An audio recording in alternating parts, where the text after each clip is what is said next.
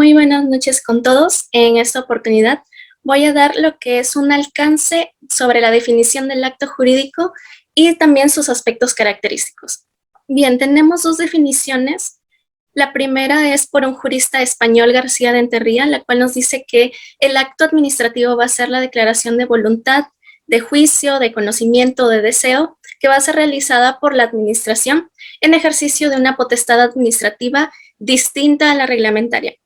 Luego tenemos al compatriota Ruiz Eldredge, que nos dice que el acto administrativo va a ser una decisión o expresión de voluntad de un funcionario o ente colegiado de la administración pública, ejercitando las funciones que le son propias para crear, generar, modificar o extinguir un derecho o interés determinado que va a establecer normatividad administrativa. Ambos conceptos van a tener mucha importancia porque estos se van a unir en el concepto que nosotros encontramos en el artículo 1 de lo que es la ley 27.444. Siguiente diapositiva. Bueno, según el artículo que he mencionado anteriormente, nos dice que ¿cuáles son los actos administrativos? Estos van a ser las declaraciones de las entidades que en el marco de normas del derecho público van a estar destinadas a producir efectos jurídicos sobre los intereses, obligaciones o derechos de los administrados dentro de una situación concreta. Dentro del enunciado podemos encontrar 5 aspectos que lo vamos a ver posteriormente. El artículo 1 en su inciso 2 también nos dicen cuáles no son los actos administrativos. Se nos da 2 incisos más. En ellos podemos encontrar que en el inciso 1 nos habla de los actos de administración y en el inciso 2 nos habla de los comportamientos y actividades materiales de las entidades, que ese también es denominado hecho administrativo. Siguiente. Bueno, de la definición del artículo 1, dije que encontramos ciertos aspectos. Estos van a ser que va a proceder de una entidad administrativa, que la declaración de la entidad va a ser de manera unilateral. También que va a estar destinada a producir efectos externos, estos mediante la exteriorización, que va a recaer sobre intereses, obligaciones o intereses de los administrados y que siempre se va a dar en una situación concreta. Tenemos que procede de una entidad administrativa, pero nosotros, ¿qué vamos a entender por entidad administrativa? Bueno, según el artículo 1 del título preliminar del TUO de la ley 27.444, se nos dice que va a ser entendida por entidad o entidades de la administración pública, por ejemplo, al Poder Ejecutivo, al Poder Legislativo, Judicial, gobiernos regionales, locales, así hasta llegar hasta el 8º inciso, el cual nos dice que también van a ser entidades, empresas que pueden ser privadas o públicas. Luego tenemos la declaración unilateral de entidad. En comparación con lo que es el acto jurídico, aquí podemos ver que la declaración solo va a venir de una parte, que va a ser de la administración pública y no un acuerdo de voluntades. Entre ellos tenemos que va a haber de juicio, de conocimiento y de deseo, como se nos mencionó en una de las definiciones de la diapositiva anterior. De juicio nos quiere decir que es la expresión formal de un razonamiento o juicio de valor realizado por un órgano administrativo, referido a cualidades de personas o bienes, actividades o hechos que pueden o no producirse. Como ejemplo tenemos un acto consultivo, un informe, una rendición de cuentas o resoluciones. También tenemos los de conocimiento. Estos son referidos a declaraciones que comunican, acreditan o dejan constancia ante terceros sobre personas, bienes o actos. Estos también se les puede conocer como actos certificantes y aquí podemos encontrar, por ejemplo, los certificados de antecedentes penales, los levantamientos de actas y también los actos de comunicación interorgánicos, que estos van a ser entre la entidad administrativa y el administrado, y también se puede dar entre las mismas entidades administrativas. Luego tenemos de deseo. Según un jurista español, Morrell, se nos dice que es la expresión de un propósito de la administración y referido a la constitución de una situación o relación jurídica tan particulares mediante la que queda cubierta una necesidad pública. Esto, en resumidas cuentas, son expresiones de deseo, son las propuestas o las peticiones de un órgano entre otro. Y en esos podemos ver las solicitudes por obras por impuestos. Luego tenemos que está destinada a producir efectos jurídicos externos, que se van a caracterizar por dirigirse al exterior de la organización administrativa que las emite. Esta hacia los ciudadanos, o sea, los administrados, entre otras entidades también. Y esta se va a emplear con respecto a los derechos de los funcionarios o servidores públicos. Se excluye también la actuación que va a recaer en el interior de las entidades, porque estas van a caracterizarse por ser actos de administración interna, tales como informes, opiniones o proyectos. Entre las clases de efectos tenemos las individuales y las individualizables. Entre las individuales, los efectos del acto van a recaer sobre una persona natural o una persona jurídica, pero esta va a ser debidamente identificada. Entre ellas pueden darse favorables, que las encontramos en el artículo 17, inciso 1, y de gravamen, que podemos encontrarlos en el artículo 162, inciso 2. Luego tenemos las que son individualizables. A comparación de las individuales, esta va a estar dirigido a un número incierto de personas, pero va a estar dentro de una situación jurídico-administrativa perfectamente concreta, y esto lo podemos ver como ejemplo en las licitaciones o concursos públicos. Bueno, el aspecto 4 va a ser que recae sobre intereses, obligaciones o derechos de los administrados. Como similitud, ya había dicho que este puede permitir crear, modificar, regular o extinguir relaciones jurídicas con carácter administrativo. Como ejemplo tenemos al notificar una resolución de gravamen. Esto como una sanción, por lo que está creando una relación jurídica. Luego tenemos en una situación concreta, porque los efectos jurídicos que generan los actos administrativos se producen de una situación jurídico-administrativa específica, lo que se diferencia de los reglamentos, que estos pueden ser abstractos, generales e impersonales. Luego tenemos la clasificación del acto administrativo, que podemos verlo según su contenido y según su origen. Los actos de autorización van a ser aquellos que van a permitir realizar determinada actividad o mandato. Por ejemplo, solicitar lo que es una licencia de construcción o también lo que es el permiso para portar armas. Tenemos los actos de aprobación, que son los que se realizan después de consumado un hecho. Por ejemplo, sin irnos más lejos, una comprobación de la construcción de una obra pública por parte de la municipalidad de acuerdo a planos que se han enviado con anterioridad. Luego tenemos el acto excluyente, que son actos administrativos que aíslan a determinadas personas de las obligaciones de las otras. Es decir, mientras que unos están obligados, otros no lo están. Como ejemplo, podemos poner a la exoneración de jubilados del pago de arbitrios. Luego tenemos los actos de renuncia, que son aquellos actos por los que la entidad pública va a renunciar a ciertos derechos o obligaciones. Luego tenemos los actos de prohibición, que son las manifestaciones de voluntad de la administración que van a imponer una restricción o exclusión a determinadas actividades. Y va a estar dirigida a administrados específicamente. Luego tenemos los actos sancionadores, que son los actos que van a imponer un castigo o un medio de coerción para el administrado que ha cometido alguna falta de índole administrativa. Por último, los actos de trámite y de decisión. Primero, los de trámite, que estos van a ser aquellos que dan un impulso a un proceso administrativo, pero que no van a estar sujetos a impugnación alguna, ya que no tienen un carácter decisorio. Mientras que los actos de decisión, estos sí van a tener una naturaleza resolutiva, es decir, que preceptúan una orden o mandato y también es sujeto a impugnación. Luego tenemos, según su origen, los unilaterales, que son los actos administrativos propiamente dichos, es decir, los que van a realizar los funcionarios competentes en el ejercicio legal de su autoridad.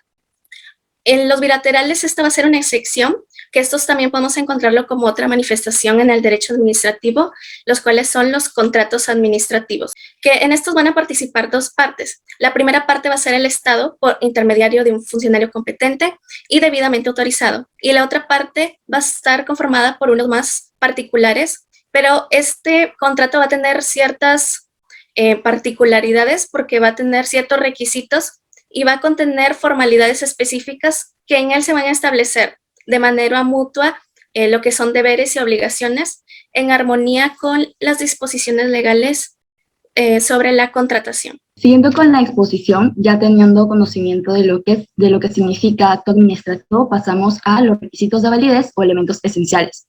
Como se sabe, todo acto administrativo se presume válido desde el momento que es emitido.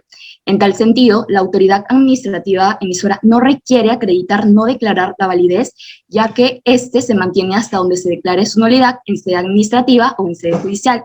Asimismo, como consecuencia de dicha presunción, todo acto administrativo es de obligatorio cumplimiento desde su notificación al administrado, pues al presumirse su validez, se presume que el acto administrativo concurre 5 elementos o requisitos esenciales, estos indispensables para su constitución, de tal forma que si se encuentran ausentes o están viciados, provocan la invalidez del acto, retrotrayendo todo a una situación anterior como si no se hubiera emitido dicho acto administrativo.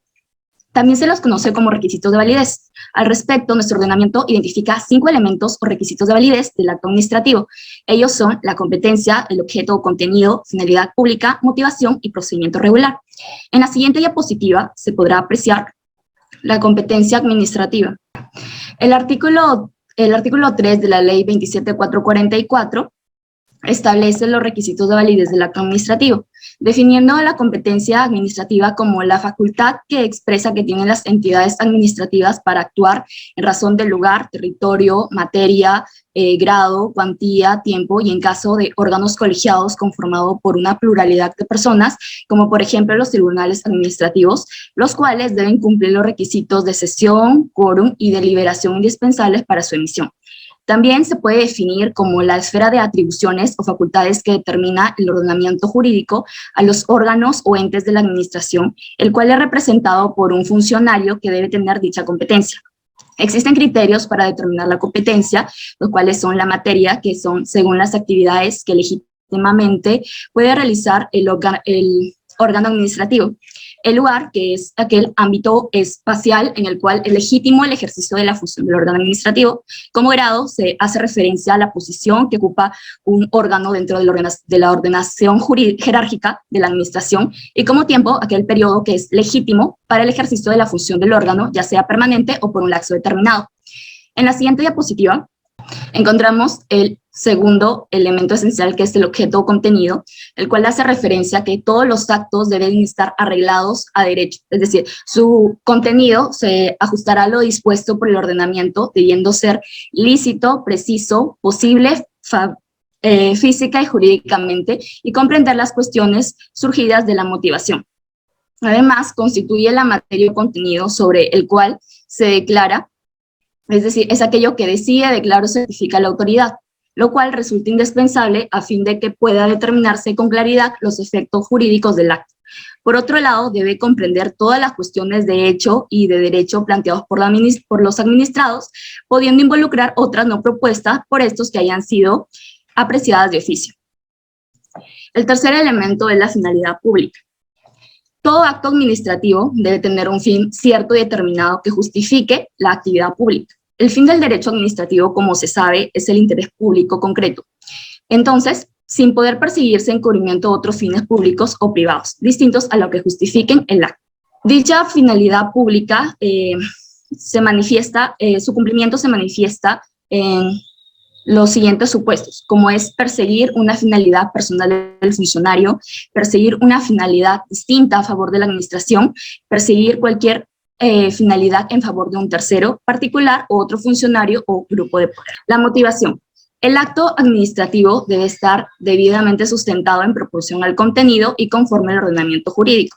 Se deben establecer las circunstancias de hecho y de derecho que han inducido a la emisión del acto. En principio, todo acto administrativo debe ser motivado. La falta de motivación Implica no solo vicio de forma, sino también y principalmente vicio de arbitrariedad.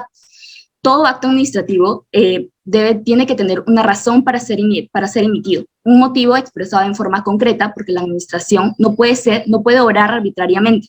En tal sentido, la no fundamentación suficiente de cualquier pronunciamiento de la administración pública constituye por sí misma una violación a las garantías del debido procedimiento administrativo.